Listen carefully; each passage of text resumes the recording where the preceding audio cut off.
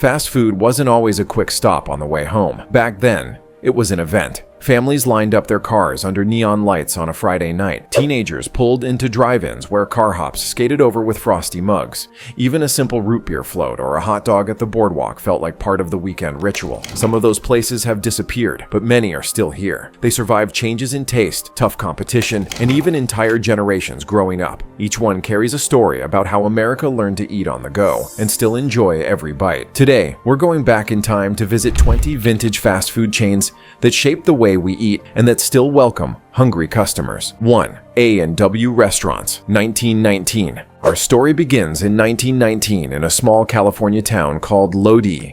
It was a hot summer, and the community had gathered for a celebration to welcome home soldiers returning from the First World War. Among the stands and crowds, a man named Roy Allen was selling mugs of his root beer recipe. People could taste a drink that was cold, sweet, and frothy. The heavy glass mugs sweated in the heat. The root beer fizzed with every pour. And before long, a long line stretched down the street. That moment was the birth of what became A&W. Roy Allen wasn't done. A few years later, he joined with Frank Wright, and together they gave the business its name, A for Allen and W for Wright.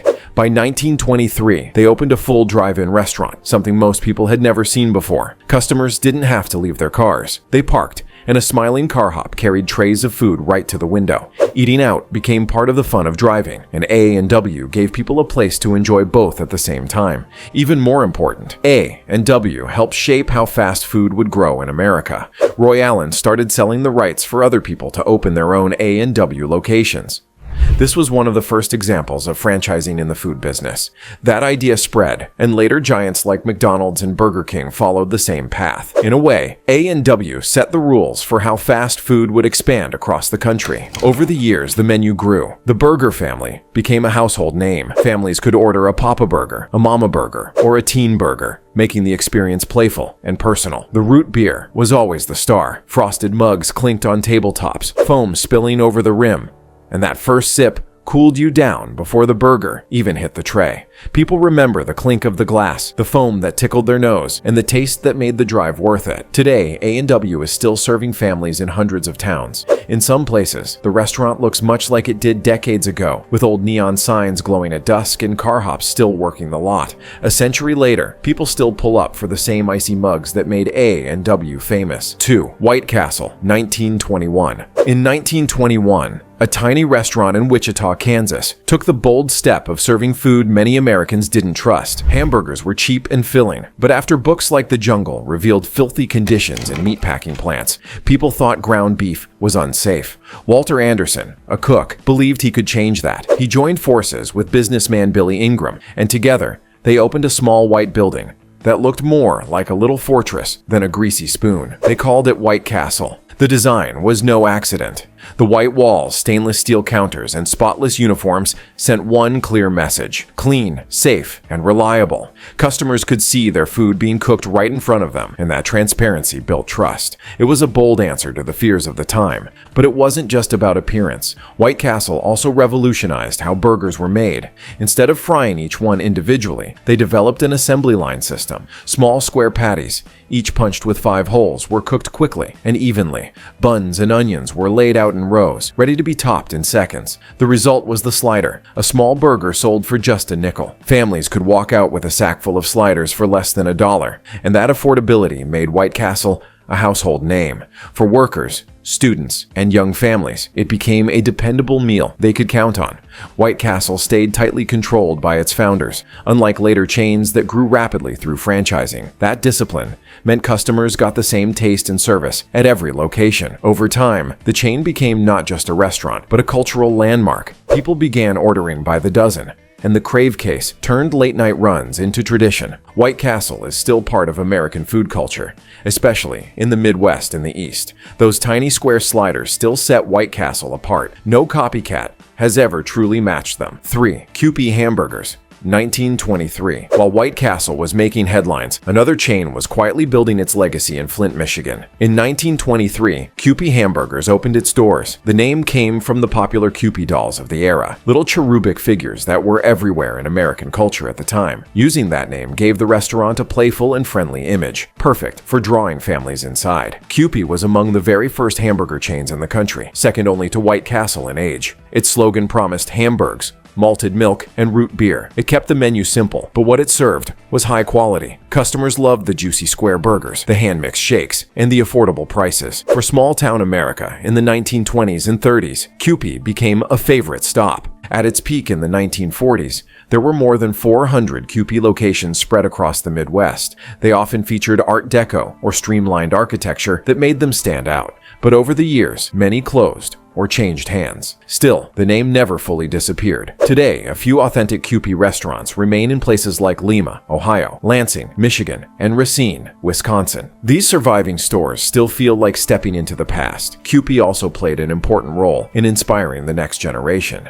Dave Thomas, the founder of Wendy's, worked at a Kewpie location in Kalamazoo as a young man. He never forgot the square hamburgers and the old-fashioned service. When he opened Wendy's decades later, he borrowed both ideas, turning them into trademarks of his chain. So while Kewpie may not be as big as it once was, its influence stretches far beyond its handful of locations. Kewpie may be few in number, but its influence shows up on every fast food menu in America. 4. Stewart's Restaurants, 1924. By the mid-1920s, the automobile was changing America. Roads stretched farther, families took weekend drives, and car culture was becoming part of daily life. Frank Stewart, an Ohio teacher with a talent for mixing root beer, saw an opportunity. In 1924, he opened his first Stewart stand in Mansfield, Ohio. His homemade root beer was rich, frothy, and perfect for hot summer nights. To make the experience even better, he added a new twist. Customers could park outside and be served right in their cars. The drive-in was born. Carhops carrying trays became a signature part of the experience. For teenagers, Stewart's was the place to go on Friday nights. For families, it was an easy way to enjoy a treat without leaving the car. Neon signs glowed, music played from car radios, and cold mugs of root beer hit the spot. Stewart's grew steadily, spreading across the East Coast. At its height, there were hundreds of locations. The menu expanded to include hot dogs, burgers, fries, and ice cream, but the root beer was always the star. Served in frosted mugs, it became the drink people associated with warm weather, laughter, and community. Right now, Stewart's is smaller, with around 30 locations, many of them in New Jersey. Some still operate seasonally, opening in spring and closing when the weather turns cold, which only adds to the nostalgia. The carhops remain part of the tradition in many spots, keeping the drive-in spirit alive almost a century later.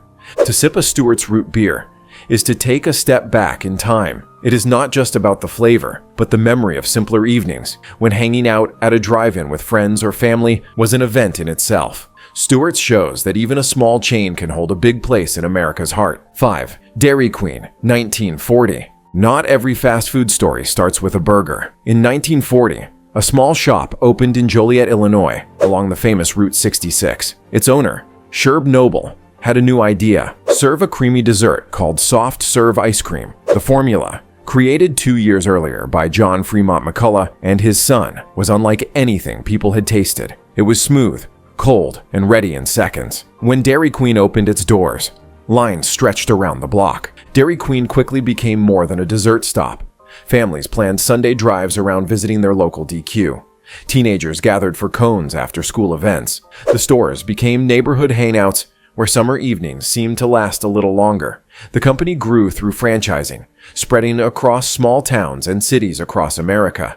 The menu expanded too. Hot dogs, burgers, fries, and chicken baskets joined the lineup, making Dairy Queen a place for both meals and treats. Still, soft serve remained at the heart of the brand. The iconic curl on top of each cone became a symbol recognized nationwide. In 1985, Dairy Queen introduced the Blizzard, and it was an instant sensation. More than 75 million were sold in the first year alone. The mix-in concept allowed customers to create endless combinations of cookies, candies, and syrups blended into their ice cream. To this day, watching a worker flip a Blizzard upside down before handing it over is part of the charm. For many small towns, The local Dairy Queen is more than a restaurant. It's where kids get their first job, where Little League teams celebrate a win, and where families stop for a cone after a long drive. DQ holds a special spot in American culture because it delivers not just food, but memories. 80 years later, Dairy Queen is still serving smiles along with every soft swirl. It proves that something as simple as ice cream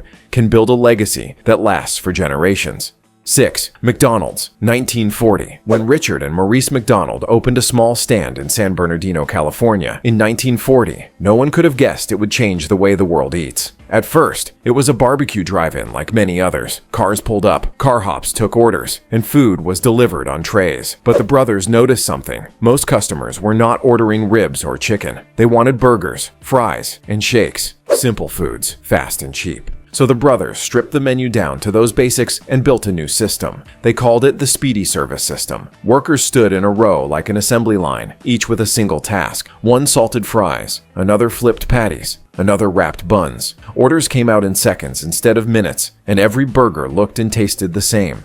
For families in the 1940s, that consistency was groundbreaking. They knew exactly what they were getting each time. The little stand became a sensation, and soon, a milkshake machine salesman named Ray Kroc took notice. He believed this model could spread across America. With persistence, he convinced the brothers to let him expand. Under his push, McDonald's grew from a single spot in California to hundreds of restaurants, and eventually into a global empire. Along the way, the menu grew, but the focus on speed stayed. The Big Mac became a symbol of the brand in the 1960s. The Happy Meal in the 1970s made it a favorite for children. The Filet-O-Fish catered to Catholic diners. Each item was designed with a story behind it. What set McDonald's apart was how it fit into everyday American life. Road trips almost always meant a stop under the Golden Arches. Families on tight budgets could feed kids without breaking the bank. Teenagers hung out over fries and sodas. It became more than just food. It became a part of culture. Today, McDonald's serves around 70 million people daily in over 100 countries. From a small California stand to a worldwide symbol, its story proves how one simple idea can reshape dining forever.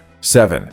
Nathan's Famous, 1916. The story of Nathan's Famous begins with a humble hot dog stand on Coney Island in 1916. Nathan Handwerker, a Polish immigrant, scraped together $300 and opened a simple food cart. He sold hot dogs for just 5 cents each, half the price of his competitors. Many thought the low cost meant poor quality, but the flavor told a different story. The secret seasoning blend, created with help from his wife, Ida, gave his Franks a taste no rival could match. Coney Island was the perfect stage. Crowds flocked to the beaches, the rides, and the boardwalk. Nathan's became a stop people couldn't skip. By the 1920s, even celebrities and politicians were lining up. Legend says that Al Capone, Cary Grant, and even Franklin D. Roosevelt enjoyed a Nathan's dog. But the stand became famous for more than its taste.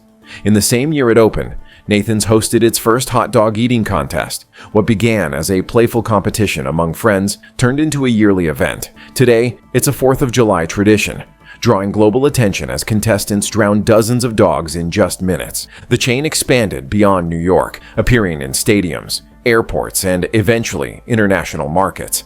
But nothing compares to the original Coney Island location. The neon green and yellow signs, the constant line of customers, and the smell of sizzling hot dogs make it a living landmark. Tourists from around the world treat it as a must-visit, while locals see it as part of their childhood. Nathan's endured more than a century of change by staying connected to tradition. Its dogs still carry that signature snap. Its Coney Island stand still feels timeless, and its contests still keep people talking. Nathan's is about summer memories, boardwalk laughter, and the idea that a simple food cart can create an American icon. 8. In-N-Out Burger, 1948. In 1948, Los Angeles was buzzing with cars, drive-ins, and a love for convenience. Harry and Esther Snyder saw an opportunity. They opened a tiny burger stand in Baldwin Park with a new twist, a drive-thru that used a two-way intercom. Drivers didn't have to leave their car or wait for a car hop. They could order directly, pick up their food, and be back on the road in minutes. It was a small change that felt revolutionary. The menu was short, burgers, fries, and shakes, but quality mattered more than variety. Harry refused to use frozen meat. Fries were cut fresh each morning. Shakes were made with real ice cream. In an era when many fast food places were starting to cut corners, In-N-Out made a promise to keep things fresh. What truly made the chain stand out was the loyalty it built. Customers came not just for the food, but for the culture. The secret menu gave regulars a sense of belonging. Ordering a double-double animal style or fries with melted cheese made you feel like part of a club. Fans spread the word, and soon the brand had a cult following. Unlike other chains, In-N-Out grew carefully. It stayed family-owned and expanded slowly across the West. That deliberate pace meant every new location was celebrated. When it opened in a new state, people sometimes camped out overnight to be the first in line. For Californians, In-N-Out became more than a burger joint. It was the spot after a late-night drive, the comfort food after a long day, the treat that marked road trips. Even chefs and celebrities openly praise it as one of the best burgers you can buy. In-N-Out remains fiercely loyal to its roots. The menu is still simple, the food is still fresh, and the chain still refuses to sell out or expand too quickly. 9 Dunkin', 1948. In 1948, a small shop opened in Quincy, Massachusetts. Its name was simple, Open Kettle. But a few years later, it was renamed Dunkin' Donuts, and that name stuck in the minds of millions. The idea was clear from the start. People wanted coffee and something sweet to go with it. William Rosenberg, the founder, gave them both. He offered freshly brewed coffee and donuts in so many flavors that choosing just one felt impossible. What made Dunkin' stand out was how it fit into daily life. It was not a place you only visited on weekends or special outings. It was part of the morning routine. Workers stopped in before heading to factories. Teachers grabbed a cup before class. Parents picked up a dozen donuts on the way to Little League games. It wasn't fancy food. It was comfort, ready in minutes. By the 1960s, Dunkin' had spread across New England and soon across the country. Its slogan, "America runs on Dunkin'," captured exactly what it meant to people. It was fuel for busy mornings, long drives, and late-night study sessions. The pink and orange logo became a familiar sight, and that styrofoam coffee cup became a daily companion for millions. Even as coffee culture changed, Dunkin' kept adapting. It offered iced coffee long before it became trendy. It added breakfast sandwiches for those who needed something heartier. The menu grew, but the core stayed the same. Affordable coffee and donuts that felt like a treat without breaking the wallet. Dunkin' has dropped the word donuts from its name now, but the spirit remains. Walk into any location and you will find regulars who know exactly what they want before they reach the counter. In New England, Dunkin' is almost a way of life. It is where people meet, where traditions are built, and where mornings begin. Few chains have become so woven into daily routine, and that is why Dunkin' still holds its place in American food history. 10th Whataburger, 1950. In 1950, Harmon Dobson opened a small burger stand in Corpus Christi, Texas, with a single goal. He wanted to create a burger so big and so good that when people took a bite, they would say, "What a burger." That name became the brand, and it set the tone for everything that followed. The burgers were truly different. Each one was 5 inches wide, served on a toasted bun, and wrapped in orange and white striped paper. They were bigger than anything most people had ever seen, and they tasted homemade. Customers needed 2 hands just to hold one, and that made the experience memorable. The brand quickly became a Texas institution. The A-frame orange and white buildings stood out along highways, almost like beacons calling hungry travelers inside. Families stopped there on road trips. Teenagers hung out in the parking lots. Late at night, it was the spot to grab food after a football game. In Texas, Whataburger was more than fast food. It was part of the culture. Whataburger also grew a reputation for variety. Long before customization was trendy, it let customers build burgers their way. Extra pickles, jalapenos, double meat, or even breakfast options late at night. It was all possible. That sense of choice made people feel like the food was truly theirs. Over the years, Whataburger became fiercely tied to Texan identity. Country musicians sang about it. Politicians made campaign stops there. Families passed down the tradition of stopping at Whataburger as if it were a rite of passage. Even when the chain expanded to other states, its heart always stayed in Texas. With over 900 locations, Whataburger continues to serve burgers that live up to its name. The orange and white stripes still fly proudly, and the menu still centers on that giant burger that started it all. For many Texans, Whataburger is not just a meal. 11th, Jack in the Box, 1951. In 1951, San Diego got something brand new. It was a hamburger stand called Jack in the Box, and it looked a little different from the others. Instead of waiting at a counter, customers pulled up in their cars, spoke into a clown-shaped speaker box, and placed an order without leaving the driver's seat. It was one of the first true drive-thru restaurants, and people loved it. The clown mascot quickly became the symbol of the brand. Kids were drawn to it, and parents liked the convenience. Within minutes, food was handed through the window, hot and ready to eat. For families on the go, this was the future of dining. Jack in the Box also stood out for its menu. While other chains focused on burgers and fries, Jack experimented. Tacos, fried chicken, breakfast sandwiches, and even egg rolls found a place on the menu.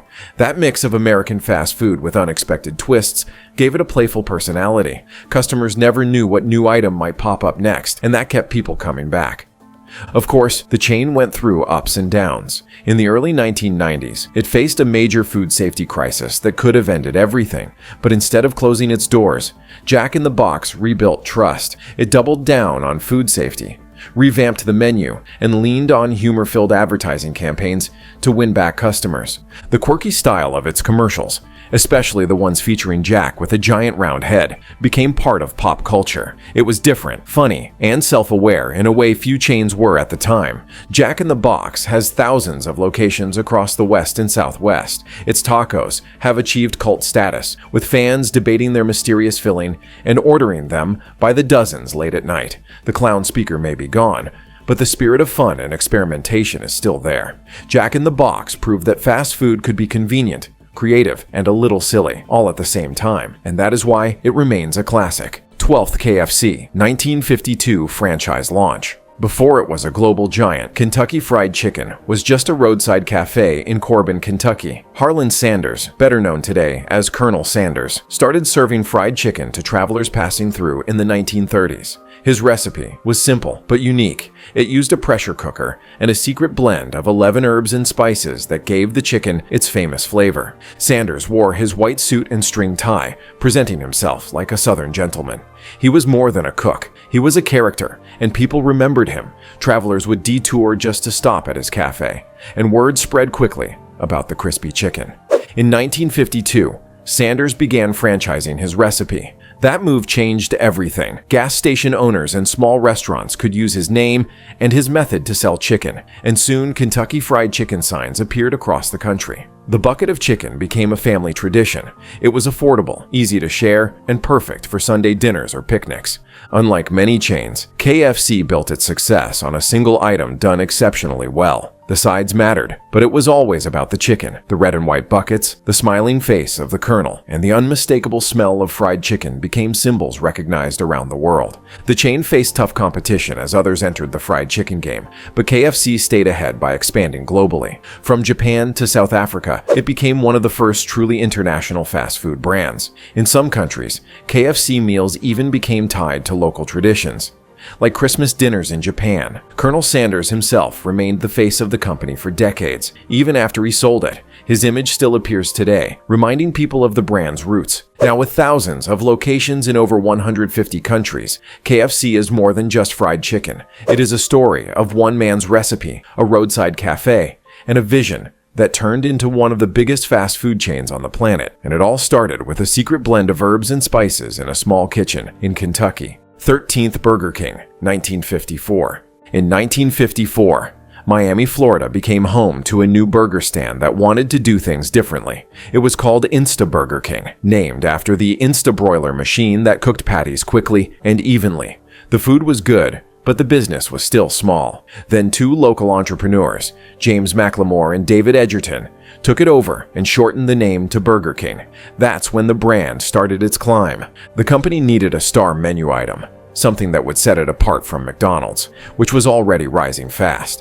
In 1957, Burger King introduced the Whopper. Bigger than the average burger, dressed with lettuce, tomato, onion, and mayonnaise, it quickly became a favorite. The Whopper wasn't just food, it was an answer to customers who wanted more than the basics. Burger King also built its image around choice. The Have It Your Way campaign in the 1970s encouraged people to customize their orders. That idea felt personal. Customers liked that they could get extra pickles, no onions, or however they wanted their meal without fuss. It was a smart way to stand out in a crowded market. Over the decades, Burger King leaned heavily on playful, sometimes strange advertising. From a giant plastic-headed king showing up in unexpected places to bold comparisons with McDonald's, the chain embraced competition. That rivalry gave Burger King an edge, making it the cheeky challenger rather than the corporate giant. Even with ups and downs, Burger King has kept its place as one of the largest fast food chains in the world. The Whopper remains its signature, and flame-grilled burgers are still the heart of the menu. From the Insta-broiler beginnings to the Whopper's legacy, it has earned its spot as a true American fast food classic. 14. Pizza Hut, 1958. In 1958, two brothers, Dan and Frank Carney, borrowed $600 from their mother and opened a small pizza shop in Wichita, Kansas. They chose the name Pizza Hut because the sign outside only had room for 8 letters. That simple beginning grew into one of the biggest pizza chains in the world. At the time, pizza wasn't as common in America as it is today. It was seen as something exotic, mostly connected to Italian communities. But the Carney brothers made it approachable. They offered sit-down service in a friendly red-roofed building, creating a space where families and students could gather. Pizza Hut quickly became more than just about food. The restaurants had a warm, familiar atmosphere. The smell of fresh dough and bubbling cheese, the red check tablecloths, and the big glass pitchers of soda turned a meal into an experience. Kids loved going there after baseball games. Parents liked that it felt like a treat without being too fancy. The chain was also smart about expansion. By the 1970s, Pizza Hut was everywhere, becoming the first major pizza chain to reach towns all across America. The red roof became a landmark. You could spot it from the road and know exactly what kind of meal you were going to get. Over the years, Pizza Hut rolled out new ideas. Stuffed crust pizza in the 1990s became a hit, giving people a fun reason to eat the crust. Pan pizza, personal-sized pizzas, and delivery helped it stay relevant in a crowded market. Even as competitors like Domino's and Papa John's grew, Pizza Hut kept its identity as the original. It blended tradition with just enough innovation to keep people interested. For many families, it remains tied to memories of birthday parties, first dates, or late-night study sessions. What started as one small shop with a borrowed loan turned into an international chain serving millions every day. Pizza Hut is a reminder of how a simple idea, served with consistency and care, can shape the way a nation eats. 15. Little Caesars, 1959. In 1959, a husband and wife team in Detroit, Mike and Marian Ehrlich, invested their life savings into a small pizza shop. They called it Little Caesars, a name Marian came up with. It started as a local spot, but the couple had a vision that stretched far beyond one neighborhood. What made Little Caesars stand out early was its energy. It wasn't just about selling pizza. It was about making it fun and affordable for families. In the 1970s and 80s, they introduced the famous Pizza deal, where customers got 2 pizzas for the price of 1. This became their signature move, a slogan people instantly recognized. The idea wasn't just catchy. It made pizza night easier for families on a budget. Little Caesars also leaned heavily on convenience. They were among the first big names to push the hot and ready concept. Walk in, grab a pizza without waiting, and head home. That simple idea made them popular with parents picking up dinner after work or teenagers looking for a quick bite. The Ehrlich family also gave the brand a strong personality. The cartoonish Roman mascot with a toga, sandals, and the famous line, "Pizza, pizza," became part of American culture. You could see him in commercials, in print ads, and on storefronts across the country. It added a playful charm that kept the chain approachable. Through the years, Little Caesars has had its ups and downs, but it always managed to reinvent itself. From stuffed crust to crazy bread, the brand knew how to keep customers coming back without losing its core identity of value and speed. It's still run by the Ehrlich family today, keeping that personal connection alive. For many, Little Caesars was the pizza they grew up with. It was the pizza after school, the pizza at sleepovers, or the box waiting at home on a Friday night. Its story is proof that when you mix affordability, convenience, and a little fun, you can carve out a spot in the memories of millions. 16. Wendy's, 1969. By the late 1960s, the fast food world was already crowded, but in 1969, a man named Dave Thomas opened Wendy's in Columbus, Ohio, with the idea that burgers could be better. He named the restaurant after his daughter, Melinda, whose nickname was Wendy, and that personal touch shaped everything that followed. Dave Thomas believed in keeping things simple and fresh. While other chains were freezing their beef, Wendy's promised square patties made from fresh meat. The square shape wasn't just a gimmick. It showed customers the burger didn't hide behind the bun. It looked different and felt like something made with more care. Wendy's also had a personality that set it apart. It wasn't loud or over the top. Instead, it leaned on Dave Thomas's calm, fatherly image. He appeared in hundreds of commercials himself, making Wendy's feel trustworthy and genuine. People liked seeing the founder on TV, not just a mascot. In the 1980s, Wendy's broke through with one of the most famous advertising campaigns of all time, "Where's the beef?" That simple phrase, delivered by a group of elderly women, became a cultural moment. It poked fun at competitors' small patties and cemented Wendy's reputation for offering something heartier. The chain was also an early adopter of the drive-thru system. Its two-window setup, where you paid at one window and picked up at the next, helped shape how nearly every drive-thru in America works today. That mix of innovation and tradition kept Wendy's moving forward. Wendy's has continued to balance humor and honesty in its branding. From clever online posts to creative menu items like the Frosty, it keeps finding ways to connect with customers. The focus on fresh ingredients, along with its willingness to poke fun at rivals, makes Wendy's stand out. From one family's idea in Ohio, Wendy's grew into a global chain that still carries Dave Thomas's personal touch. It remains a place where customers feel like they're getting something real in a fast food world full of shortcuts. 17. Roy Rogers, 1968. In the late 1960s, fast food chains were either about burgers, fried chicken, or roast beef.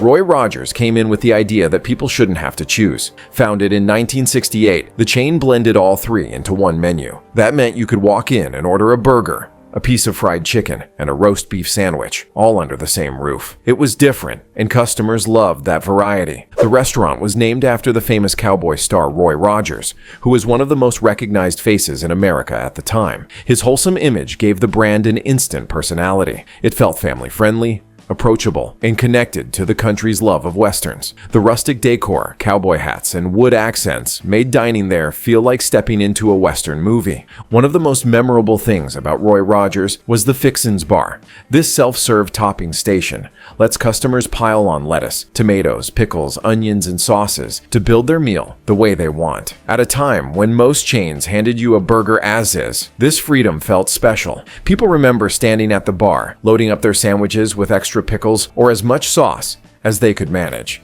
Roy Rogers had its peak in the 1970s and 80s with hundreds of locations across the East Coast. Families on road trips often stopped there because it pleased everyone. Kids could grab chicken, parents could go for roast beef, and the burgers were always a safe choice. It became part of the travel routine for many households. Although the chain shrank in later years, it never disappeared completely. Today, Roy Rogers is still alive in the Mid-Atlantic, especially in places like Maryland and Virginia. Fans remain loyal because the brand never gave up its original charm. The Fixin's Bar is still there, the menu still mixes up all three classics, and the Western theme still carries on. For those who grew up with Roy Rogers, they know the freedom to choose, the cowboy vibe, and the fun of making your food your own. That mix of nostalgia and uniqueness is why people still talk about it today. 18th Del Taco, 1964. In 1964, three men in Barstow, California, decided to bring together the best of two worlds, Mexican flavors and American classics. They opened the first Del Taco, serving tacos, burritos, fries, and burgers on the same menu. It was a bold idea at the time. Most places stuck to one style of food, but Del Taco gave people choices. That combination of tacos with a side of fries or a burger next to a burrito became their signature. The early days had a simple charm. The founders focused on making fresh food fast, using ingredients that tasted homemade. Customers could get a taco with beans made from scratch or fries cut fresh in the kitchen. That attention to detail helped Del Taco carve out a spot in a competitive market. By the 1970s, Del Taco was growing quickly across California. Roadside signs with the bold orange and red logo became a familiar sight for travelers. It wasn't just about food, it was about convenience.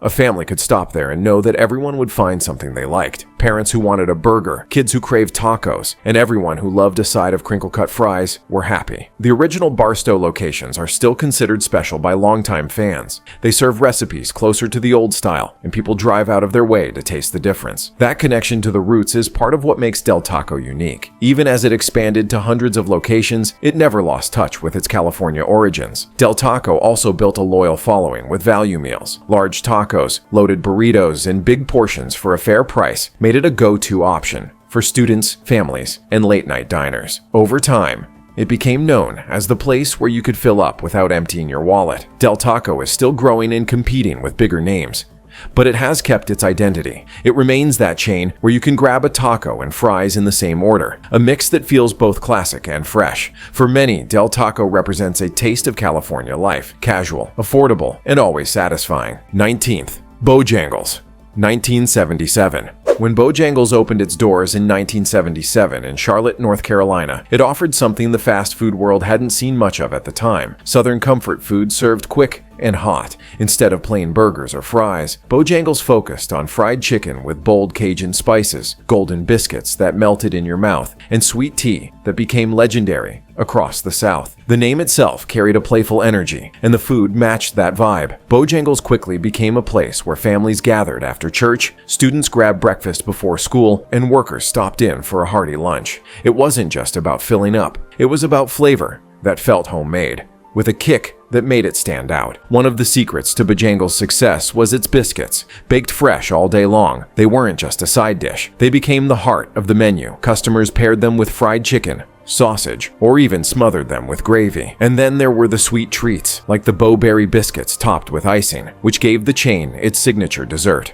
The menu stayed true to Southern roots while also keeping things simple. Spicy chicken, seasoned fries, dirty rice, and macaroni and cheese gave diners choices that reminded them of home cooking. That comfort factor helped Bojangles expand through the Southeast, where loyalty runs deep. For many families, a box of Bojangles chicken was a regular weekend tradition. Even today, Bojangles still feels local, despite having hundreds of locations. Its identity is tied to the South, and it hasn't tried to become something it's not. The chain celebrates the culture it came from, with food that keeps that Southern pride alive. For anyone who grew up in the Carolinas or nearby states, Bojangles is woven into memories of tailgates, road trips, and family gatherings. The taste of those Cajun spices or a fresh biscuit can instantly bring back decades of tradition. That staying power is why Bojangles is still going strong more than 40 years later. 20. Shoney's, 1947. Long before today's buffet chains, there was Shoney's. It began in 1947 as the Parquet Drive-In in Charleston, West Virginia. A few years later,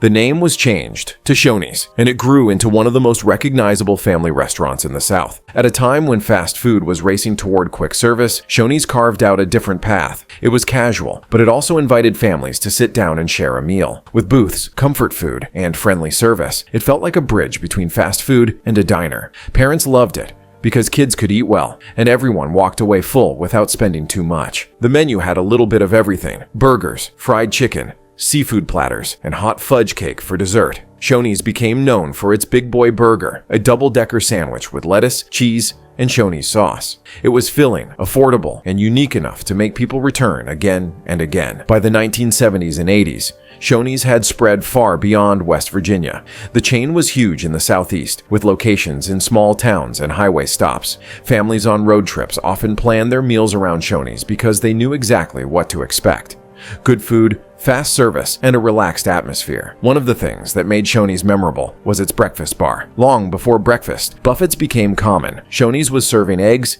bacon, biscuits, and fruit in an all-you-can-eat setup. That made mornings at Shoney's a tradition for many families. While the chain has seen ups and downs over the years, Shoney's has never fully disappeared. It still exists today, holding on to its Southern roots and reminding people of a different era of dining. For many, walking into Shoney's feels like stepping back in time, with a menu that hasn't strayed far from what made it beloved in the first place. Shoney's was about community, about sitting down together, and about simple meals that made people feel welcome. That's why it still carries weight in American dining history and continues to hold a spot in people's hearts.